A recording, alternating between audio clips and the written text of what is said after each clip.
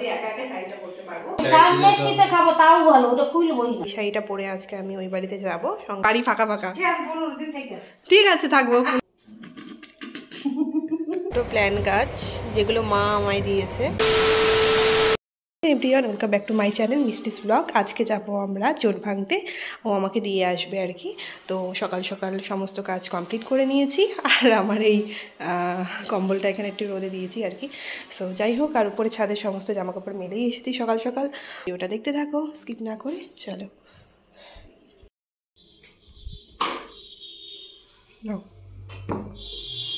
খেয়ে নাও কফি।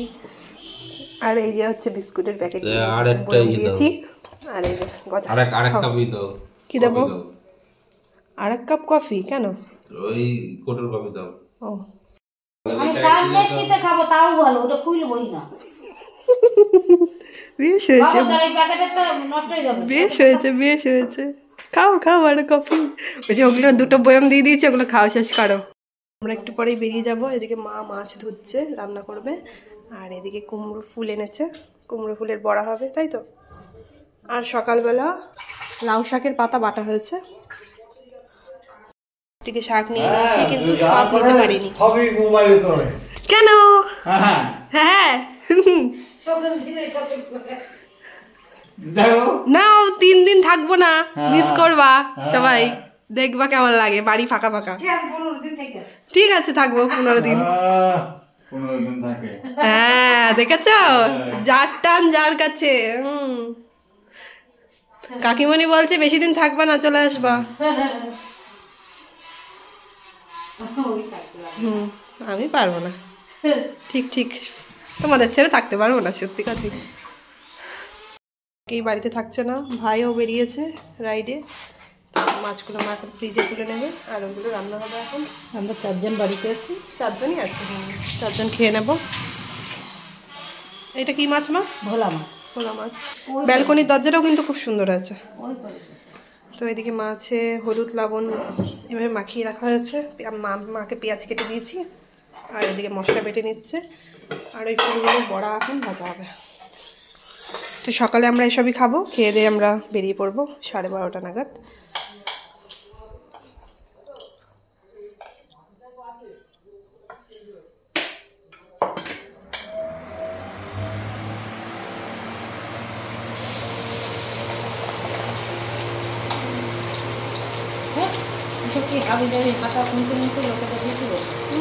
কই হাতা খুলছি, বাজে কোথায়? ভালোই, ঘরোয়া জিনিস সেরকমই তো ভালো লাগে। ভালো জিনিস বের করতে নেই, ভালো জিনিস তোলা থাকুক। সে তো আমি জানি, ভালো জিনিস সব এর মধ্যে সব মা লিখে দিয়েছে, কিছু বের করছে না এখন। আর আমিও বের করতে দিচ্ছি না, পরে বের করবো। ওই বাড়ি থেকে ফিরে আসি, তারপরে আমার ইচ্ছে যে রান্নাঘরটা ঠিকঠাক সেট আপ করবো, কিছু জিনিস চেঞ্জ করব, ফ্রিজটা ঠিক করব। আমার ফ্রিজের উপরে একটা ভাজে রাখার খুব ইচ্ছে, তো সেটারই প্রিপারেশন নেব এই বাড়ি থেকে ফিরে এসে আর কি। চলো, এখন রান্নাবান্না প্রায় শুরু হয়ে গেছে আমাদের। আর এই কয়েকদিন বাড়িতে এত লোকজন ছিল, সেই মুহূর্তে সেভাবে কিছুই করে হয়ে ওঠা হয়নি, হবে আস্তে আস্তে। আর আমি তো চলে এসেছি, করেই দেবো সব। দাও কি আছে, বাবা ফর্ম দিয়েছে ফিল আপ করার জন্য। ফর্মটা এখন ফিল আপ করেছি, বাদবাকি করা হয়নি। তো এখন বাকিটা করব। কিছু জামা কাপড় নাড়তে গেছিলাম ছাদে, ওই কারণে লেট হয়ে গেছে। ছুটি তো, তাই একটু ল্যাট খাচ্ছে ছুটি বলে। হয়েছে হয়েছে, মা বলছে তোমাকে ডিউটিতে পাঠিয়ে দেবে আজকে, বুঝেছ? তুমি নাকি যেদিন ছুটি থাকে এরকম করতে। তো আজকেই আমাদের প্রথম দিন, যেই দিন ওর ছুটি আর কি, তার জন্য একটু ল্যাট খাচ্ছে। ভাত খেতে ডাকছে, চলো।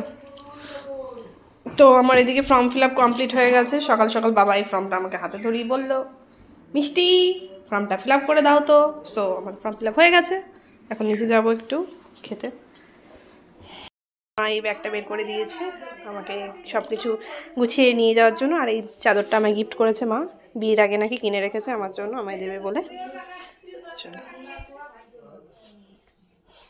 খাওয়া দাওয়া কমপ্লিট হয়ে গেছে, আর এগুলো দেখে নিয়েছো, সব কিছু একটু গুছিয়ে নিয়েছি। আর এই শাড়িটা পরে আজকে আমি ওই বাড়িতে যাব, সঙ্গে ব্লাউজটা পরে। আর তোমাদেরকে তো আগে বলেই দিয়েছি, চাদরটা মা আমায় দিয়েছে, আর ব্লাউজটা নিচ্ছি। আর এটার কথা বলি, আমাদের ওখানে পুজো আছে, মানে আমাদের গ্রামে আর কি মন্দির উদ্বোধন আছে কন্টিনিউয়াসলি কিছুদিন ধরে, সবাই বলছে যাওয়ার কথা, বাট ভালোই হলো আমি এমন টাইমেই যাচ্ছি, তো পুজোটাও দেখা হয়ে যাবে আর কি। তো আমি আমার শাড়িটা নিয়ে নিয়েছি, আর মা একটা শাড়ি দিয়েছে, গরদের শাড়ি। মা বললো এটা নিয়ে যা, যদি ভালো লাগে তো পরিস। তো দুটো শাড়ি নিয়ে নিয়েছি।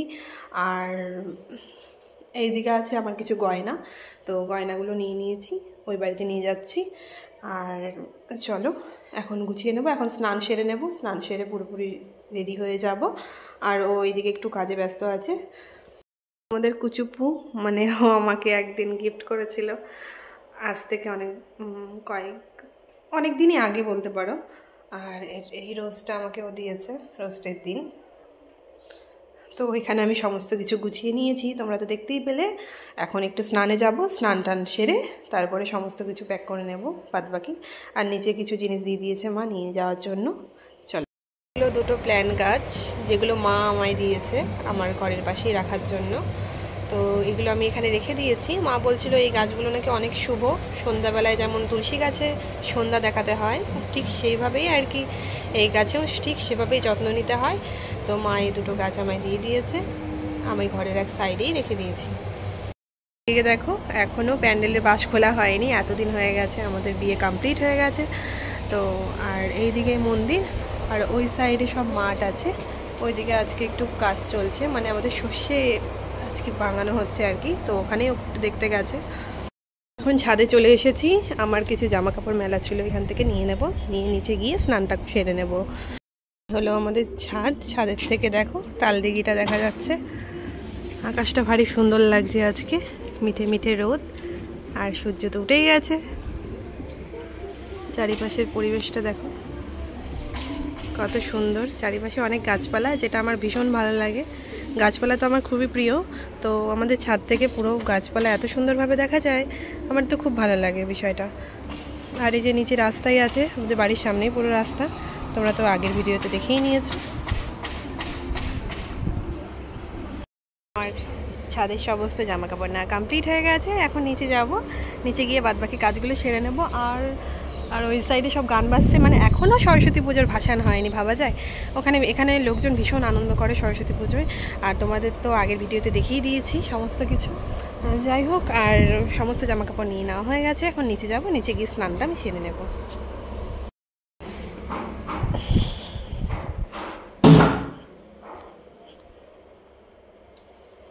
এখন ক্রিমগুলো নিয়ে নেব, আর এখন যাব একটু নিচে। মায়ের এই শাড়িগুলো ছাদে মেলা ছিল, আমি নিয়ে এসেছি, ভাঁজ করা কমপ্লিট হয়ে গেছে, তো এগুলো দিয়ে দেবো, আর সঙ্গে সঙ্গে স্নানটাও সেরে নেব নিচে গিয়ে। নিচে চলে এসেছি, ড্রয়িং রুমটা পুরো অন্ধকার।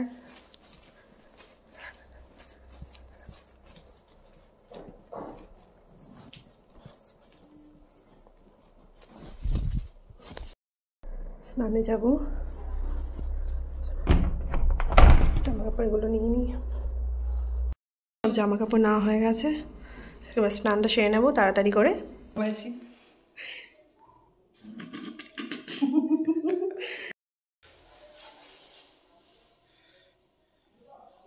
চুলটা সে খুলেই যায় আমার, ঠিক আছে।